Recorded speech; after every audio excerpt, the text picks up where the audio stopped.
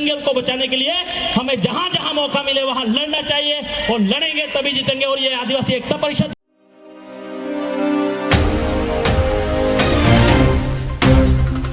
जो सम्मेलन हुआ था 2019 में, उसका युवा अध्यक्ष भी रह चुका हूं और अभी महाराष्ट्र का जो नेशनल लॉ यूनिवर्सिटी है वहां प्रोफेसर हूं और वहां मैं संविधान और आदिवासियों के कानून के बारे में बात करता हूं। और आज इन्हीं कड़ी में हम बात करेंगे कि क्या आदिवासियों के लिए जो कानून है, जिस संविधान में आदिवासियों के लिए प्रावधान है, क्या वो धरातल पर उतरते हैं कि नहीं होते, और साथ ही साथ इनमें अगर कोई संशोधन होता है तो क्या आदिवासियों के लिए खतरे की घंटी है या फिर आदिवासियों के हित के लिए ये संशोधन होते हैं। तो आपने देखा होगा कि जब आर्टिकल 370 का जो है ना यहां से हमने रिपील कर दिया था तो सारे देश में हर्षोल्लास की स्थिति थी, लेकिन आप कश्मीर जाके देखो, वहां की जो कॉन्स्टिट्यूशनल सरकार थी, संवैधानिक सरकार थी, वो बंद पड़ चुके हैं। पिछले 6 सालों से वहां इलेक्शन हुआ नहीं है।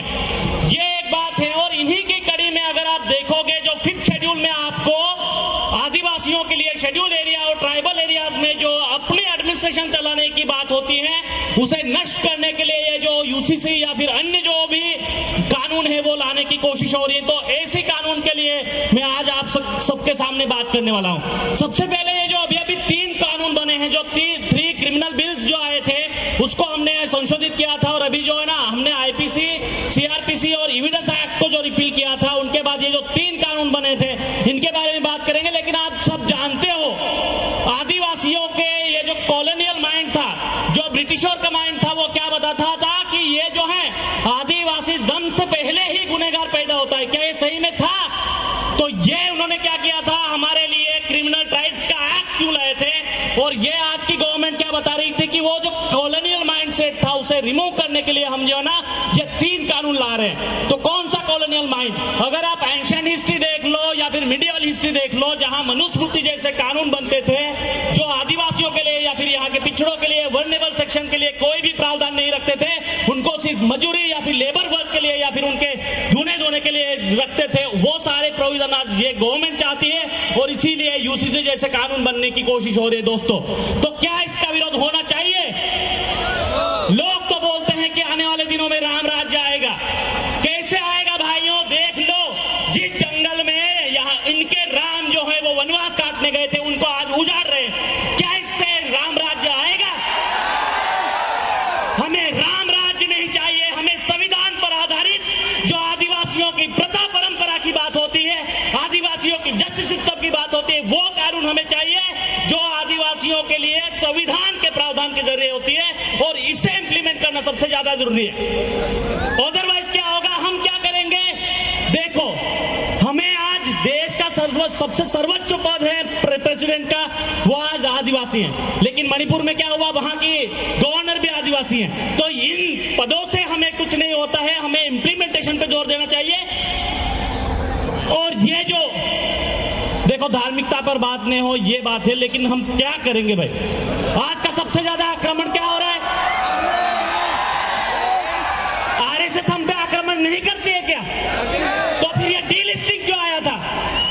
तो इसका हम खुद के विरोध तो करते हैं, ये मंच भी विरोध करना चाहिए, और साथ ही साथ ये जो आदिवासी युवा है वो विरोध करें कि हमें बंटवारा नहीं चाहिए, हमें कानून के जो प्रावधान है, संविधान के प्रावधान है वो चाहिए, और जिनके ऊपर हम बात करेंगे।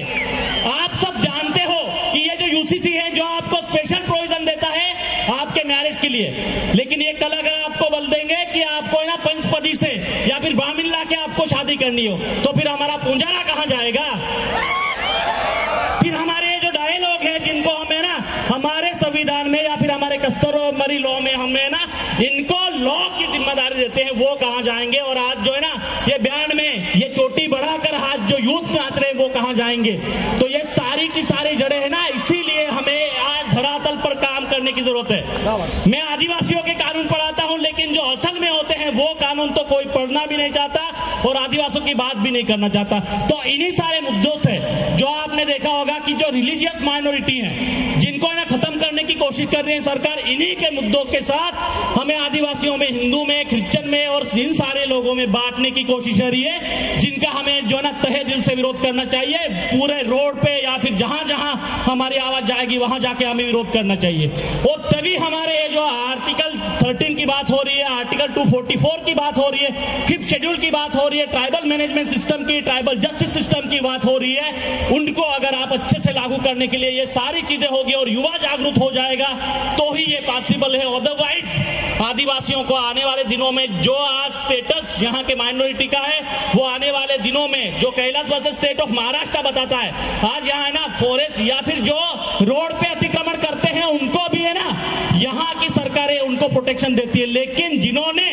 सदियों से इस जंगल के, इस जल का और इस जमीन का रक्षण किया था उनको यहाँ से है ना बेदखल कर दिया जाता है। या आप सुरजागढ़ में देख लो, वो हसदेव में देख लो, या फिर नर्मदा के स्टैच्यू ऑफ यूनिटी के लिए देख लो, तो ये सारी चीजें क्यों हो रही है? और इसीलिए ये जो संवैधानिक प्रावधान है इनके ऊपर हमें ये सारी चीजें करनी चाहिए और महाराष्ट्र में या फिर ऑल ओवर इंडिया में ये सारी चीजें हो रही है। मुझे इन सारे युवाओं पे भरोसा है कि ये सारी चीजें अच्छे से करें और इसके ऊपर अमल करें और सारे संगठनों या फिर जो लोग प्रतिनिधि है इसके ऊपर अच्छे से सोचे तो ही बात बनेगी। अदरवाइज हम क्या करेंगे? हमारे लिए संविधान में ये प्रावधान है, वो प्रावधान है, उसका असल में अगर अमल ही नहीं होगा तो क्या बनेगा? ये वाली चीजें हैं और जिसके ऊपर है ना हमारी रूढ़िगत ग्राम सभा हमें जो है ना कॉन्स्टिट्यूट करनी चाहिए। हमारे जो भी ग्राम सभा बनती हैं जो हमें फॉरेस्ट के लिए या फिर किसी की जमीन अगर संपादित करनी हो तो उनके जो है ना ठहराव के बगैर कोई भी जो है ना हमारी जमीन छीन नहीं सकता। लेकिन ये सारी चीजें है ना ग्राम पंचायत के कानूनों का है ना थोड़ा सा आधा ज्ञान लेकर हमारी जो जमीनें हैं वो सरकार जब्त कर रही है, इनके विरोध में हमें खड़ा होना होगा। यही जब हम संविधान के बजाय अगर किसी और लड़ाई की बात करेंगे तो पॉसिबल नहीं है। इसलिए यूसीसी का या फिर जो डीलिस्टिंग जैसे मुद्दे हैं इनका विरोध करो और आदिवासियों की जमीन, जल, जंगल को बचाने के लिए हमें जहां जहां मौका मिले वहां लड़ना चाहिए और लड़ेंगे तभी जीतेंगे। और ये आदिवासी एकता परिषद या फिर जो संगठन है उनकी विचारधारा है और इसी शब्दों के साथ में अपनी विराम को यहाँ वाणी को विराम देता हूं। लेकिन ये जज्बा, ये जोश और ये लड़ाई की जो ताकत है हम युवाओं की वो बनी रहे, वो चाहे राजस्थान से हो या फिर मणिपुर से। अदरवाइज क्या होगा? मणिपुर में जो हमारे भाई लड़ रहे थे उनके लिए 100 दिनों तक उनकी जो शव थी मुर्दा घरों में अब आज तक पड़े हैं, उनके लिए जो अग्नि देने के लिए भी कोई नहीं है। तो ऐसे मुद्दों पर हमें बात करनी होगी तभी हल निकल सकता है, अदरवाइज कुछ नहीं होगा। यूं ही बातें बनाने से कुछ नहीं होगा। यही मैं बोलता हूं और इस मंच से मैं आप सबसे विनती करता हूं कि आप लड़ो तभी आदिवासियों के हक अधिकार की बात होगी, अदरवाइज नहीं। धन्यवाद। आपकी जय। जय आदिवासी। बोलो आदिवासी